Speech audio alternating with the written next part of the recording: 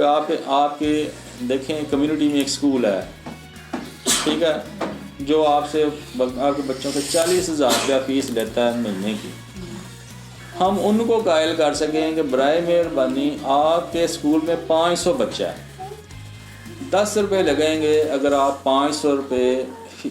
500 बच्चे का टेस्ट करना चाहें तो 10 से 15 रुपये से ज़्यादा टेस्ट कॉस्ट नहीं करेगा।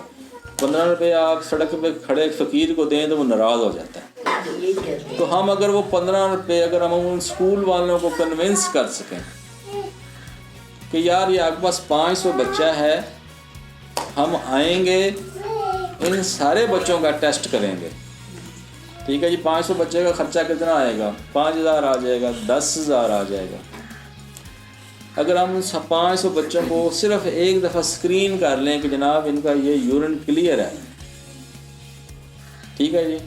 और अगर खुदा न खासा 500 में से एक बच्चा भी हम उठा लेते हैं कि यार इसने कोई मसला है, और अगर हम एक गुर्दे को भी फेल होने से बचा लेते हैं अपनी सारी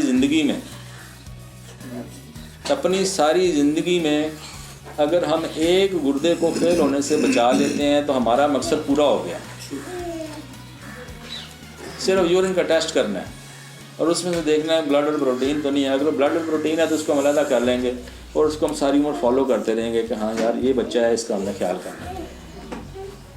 और बाकी तमाम तर 500 के 500 बच्चे इस इत्मीनान के साथ हैं कि यार उनके गुर्दे महफूज हैं।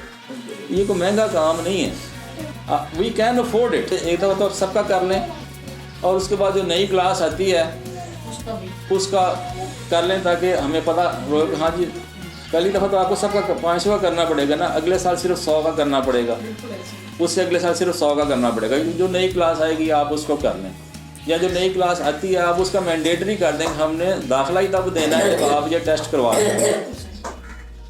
और ये हुकूमत ने नहीं करना, उसमें कोई ज़्यादा ख़र्चा नहीं आएगा।